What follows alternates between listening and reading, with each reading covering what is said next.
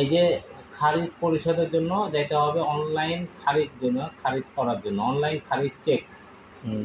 যেহেতু আবেদন করা আছে খারিজের জন্য, এখন আমাকে দেখতে হবে যে আমার খারিজ হওয়ার কী অবস্থা।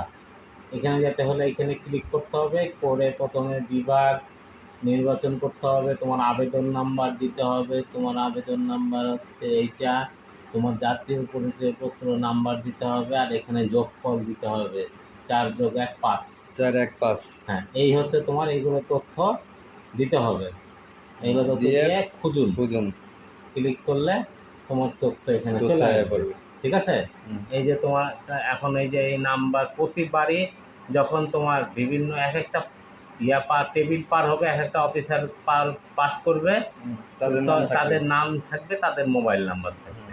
ঠিক আছে, এখন এই যে শুনানি সংক্রান্ত আমি অনলাইনে করেছি, এই যে ম্যানুয়াল শুনানির জন্য 9 তারিখে 18 নয়, এটা কিন্তু 9-18 নয়, এটা 18 নয়, কারণ মাস 15 দিন 12-র বেশি হয় না। 18-9-24 তারিখে 9:30টার সময় আমি হচ্ছে অপেক্ষান আছে। এখনও অনুরোধটি বাতিল বা গ্রহণযোগ্য হওয়ার পর পুনরায় নতুন অনুরোধ করতে পারবেন। এখনও বাতিলই হয়নি, অনুরোধ রাখেও নি। ঠিক আছে, আচ্ছা, এটা এখানে আর কোনো কাজ না। পূর্বে পাঠানো অনুরোধগুলোর অবস্থা দেখুন, আগে কোনো পাঠানো হয়নি, একটাই আছে এটা। হ্যাঁ, এখন তোমার এইখানে এই যে বিভিন্ন এইখানে দেখো, তোমাকে আমি প্রিন্ট দিছি, আবেদনের প্রিন্ট দিছি না?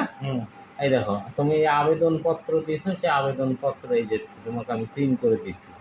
হ্যাঁ, যে কীভাবে আবেদন করছো, এখানে চেক করার বুদ্ধি আছে, কোথায় কী কী তুমি জিনিস দিয়েছো সব ঠিক আছে।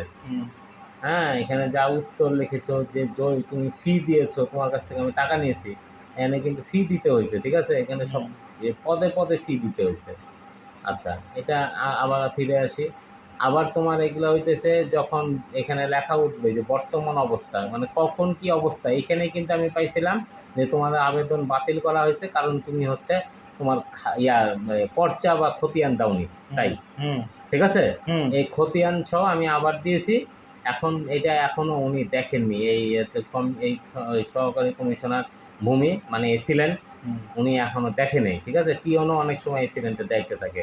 এই রুবানা তানজিন সহকারী কমিশনার ভূমি, ওনার মোবাইল নাম্বার আছে, উনি দেখে নাই এখনও। তোমার এটা দেখে অনেকগুলা স্টেপ পার হয়ে গেছে তোমার, অনেকগুলা। এই যে তোমাকে চালান দিয়েছি আমি, বিভিন্ন চালান দিয়েছি, করছি, সব পার হয়ে গেছে।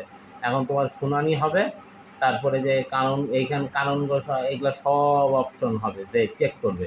চেক করার পর তোমার যখন এটা মোবাইলে মেসেজ আসবে বা আসবে যে হ্যাঁ তোমার হয়েছে, শুনানি হওয়ার পরে মেসেজ দিবে যদি শুনানি হয়, বা ফোনে তোমাকে এই যে এই নাম্বারে, যে মোবাইল নাম্বার দিয়ে করা হয়েছে, আবেদন করা হয়েছে, এই দেখো তুমি দেখো যে আমার নাম্বারটা দিয়ে আবেদন করা হয়েছে।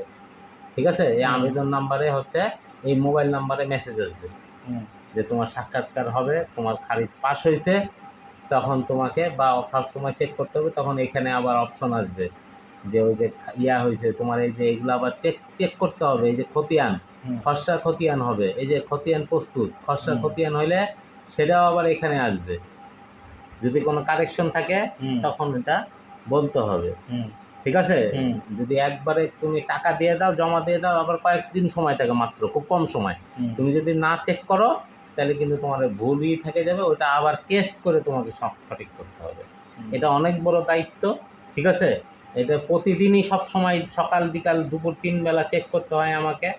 হ্যাঁ, এগুলো হচ্ছে টাকা দিয়ে করা আর নিজে করার ভিতরে পার্থক্য এটাই। আমি জানি বলে কোনো ব্যাপার না, কিন্তু জিনিসটা তো সহজ না। আবার হচ্ছে তোমার ডিসিআরের জন্য টাকা জমা দিতে হবে। এই দেখো লেখা আছে ডিসিআর পেমেন্টের তারিখ আসবে, খতিয়ান প্রস্তুতের জন্য আসবে।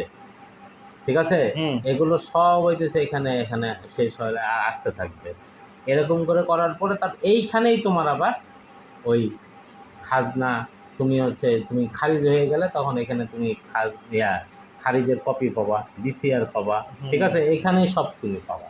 এখান থেকে যে যেমন এখানে ক্লিক করছো, সেখানে ওরকম অপশন থাকবে, ক্লিক করবা, এখানে তোমার সব চলে আসবে, খারিজ হওয়ার ডকুমেন্ট চলে আসবে, তোমার চলে আসবে, ডিসিআর চলে আসবে, শেষ।